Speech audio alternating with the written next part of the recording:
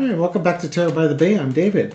All right, Donald Trump and Elon Musk have President Musk and Vice President Trump have thrown their support behind Mike Johnson as Speaker of the House. This is despite Johnson not being able to deliver to Donald Trump his suspension of the debt ceiling for 2 years, and Elon Musk torpedoing the budget so he could remove a bunch of stuff that he didn't like involving trade with China that would directly and negatively impact him and his investments. Entertainment purposes only. So now, I think they're trying to stem off a mild civil war in the Republican Party. January 3rd, the new Congress is supposed to be seated. That's this Friday. And they need to have Congress seated in order to count the votes so that Trump can officially have the Electoral College votes to become the 47th President of the United States.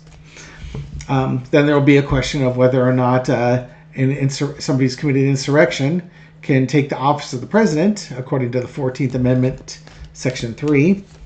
And then, is there any election interference that needs to be exposed and brought forth to the American people? Something that would have impacted the results of the election, as well as could stand up to scrutiny in a court of law, and all the appeals that might come from that. So this is the first one. Now, when we were doing, my brother and I have done readings on this over the weekend. When I've done readings on this, you can really see a schism, and I could see Mike Johnson leaving. Now, with both Donald Trump and Elon Musk giving Mike Johnson their endorsement, will that be enough? The Three of Wands just popped up for Thomas Massie and a couple other people who Thomas Massie said flat out, I'm not voting for him for Speaker. And right now the Republicans would be have a 220 to 215 margin in the House, and the that's actually 219 to 215 because Matt Gaetz resigned.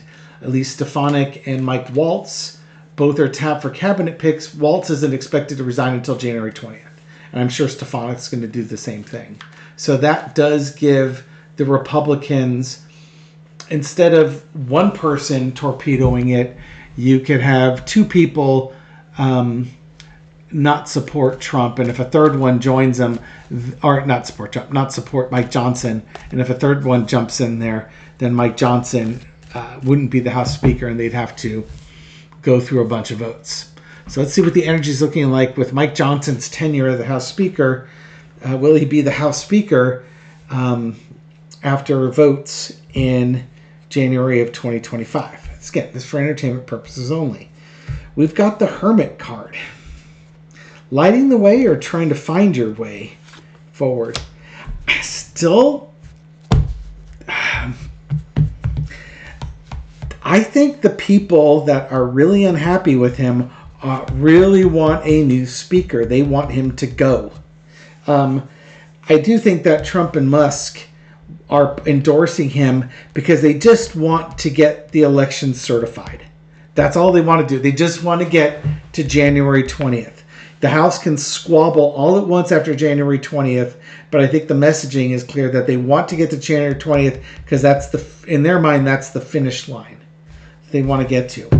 But I'm telling you, there are folks in the House on the conservative side, the Republican side, that do not want Mike Johnson in there. They want him to go. In the past, you got the Four of Coins, and part of it is that Johnson keeps everything close to the vest. He doesn't communicate with his party, which is not what they're used to. Further, it's usually money related. His worst times come when it comes time for the budget. And he just cocks it up every time that he's doing there. Now, granted, the Republicans are not a party united when it comes to the budget. They know that they don't want to spend any money, especially on social programs that Democrats would support, but they would want to spend money on the military. But then do you want to spend money on the military if it's Ukraine? Because, Grandpa Vlad doesn't want you to do that, and he owns you. he runs into problems. Marjorie Taylor Greene has had her knives sharpened for a while. She wants to get to him something fierce, but she's in a conundrum because Donald Trump tells her to not to. But she's like the attack dog that he's the mail. Mike Johnson's the mailman, and Marjorie Taylor Greene's Donald Trump's attack dog. And she wants to shred that mailman, and he keeps telling her not to do it. Not yet, not yet, not yet. Current situation when they're going to that vote. Ace of Cups. Just strong emotions. The folks that want him out want him out. And there's no reasoning with somebody. And when they're in the emotion stage, there's no reasoning with them. There's no reasoning with them saying, well, you can vote him out in 3 weeks. No, they want to vote him out now because that's who they are. Overarching energy. Trump and Musk want them to just take him in. Just get him in. Just get us to January 20th. Count the votes. After we counted the votes, you can do anything you want. And it could end up being that they count the votes and then the very next day they kick him out. But that's what they're doing. But these passionate people, they don't want to bring him in. They want to kick him out. They don't want him there. Lesson to be learned is the Knight of Wands, the planning. The slow and steady planning. Part of a bigger plan. Part of a bigger picture. When you're like this is a hard thing to have on there. Outcome is the Tower. I honestly think they're still going to vote him out. Despite Elon Musk, despite Donald Trump saying bring him in, these people aren't to be reasoned with. Which is funny because you put him in there to tear things down. Guess what? When you hire a bunch of experts in the demolition field to work on a house, their job isn't to prop up the house and keep it up. Their job is to tear it down. And I think Mike Johnson is still in very dire straits with these guys that want to bring him down. Thomas Massey's and such. And I don't know how many people they have to do that. It can't just be Thomas Massey at this point. Because it's not enough votes. You'd have to have 3 people defect as opposed to just 1.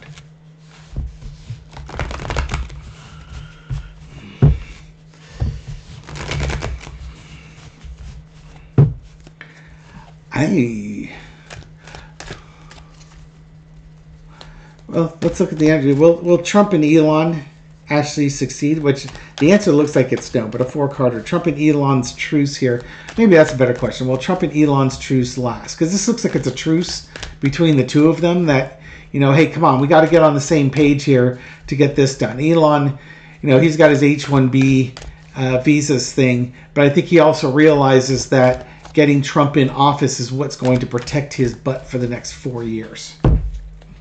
So, will their truce last? And there's the truce card. That was the X card I was thinking. It's shown up in multiple readings.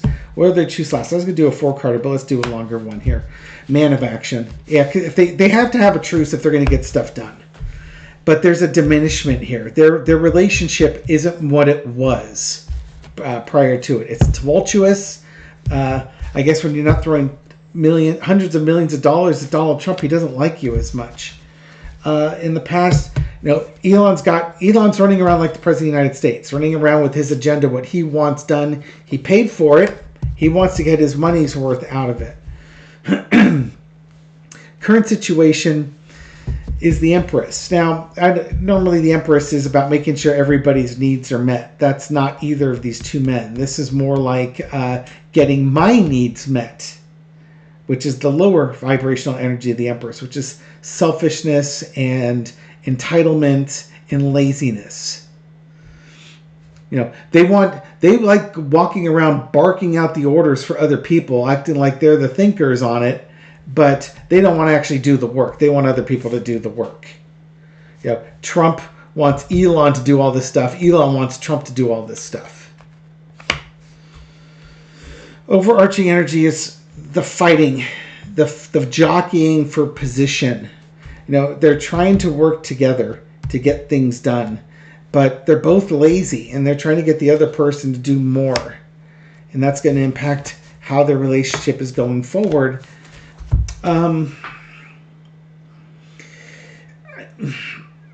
They will continue to work together. It's going to be diminished, and the only thing that's going to unite them is money. Elon is kind of a mercenary in his own right, because he goes out and he's like going to buy people. He will buy congressmen. He will buy senators. You know, whether it's bribery or it's the threat of primarying them and financing a primary opponent, he will use all his wealth to influence, have political influence. I think he's reached the next stage of, you know, of evil scientist or evil genius, and calling him a genius might be overstating it a touch. But, you know, he's reached that next level of supervillain where it's not just him, you know, taking over companies and bullying the workers there. He's realized, oh my God, I can buy entire governments for cheaper than buying a company, and then I can just make the rules the way I like them. This is great. And note, he's not stopping at the US, is he? He's looking at England. He's looking at Germany. This is, this is a red alert, and I'm hoping that something will happen as a result of this that would stop Elon from doing that and dissuade others. You know, making examples of people, that sort of thing. Mike Johnson, he's got the support of Elon and Donald Trump. Is that going to be enough? It doesn't look like it. It doesn't look like it. I don't know why or how many people will resist him. And maybe this vote comes around on the 3rd and he's fine. That's entirely possible. And if that does happen, trust me, the people that are voting for him are doing it with gritted teeth because they are not happy. And the only way they're going to vote for him is if they get placated with a bunch of promises and a bunch of money. Because to them, this is a moral or ethical issue. And if they're going to sell their morals or ethics, I know, right? It sounds like a contradiction of terms with the GOP these days. But there are a few that are passionate about their viewpoints. And if they're going to do that, it's going to cost a lot of money because they have to save a lot of face. And the thing is, they don't want to save face. They want their way because they're terrorists and they don't compromise. And compromise is for the weak. And if you compromise, you're a loser. It doesn't matter how much you get behind the scenes. It's the public-facing stuff they're worried about. Social media clicks, if you will. Why did we sign up for this again? Thank you for watching this video and supporting my channel. I appreciate it. This reading is for entertainment purposes only, but I hope you find it insightful, and I'll catch you on the next video. Take care.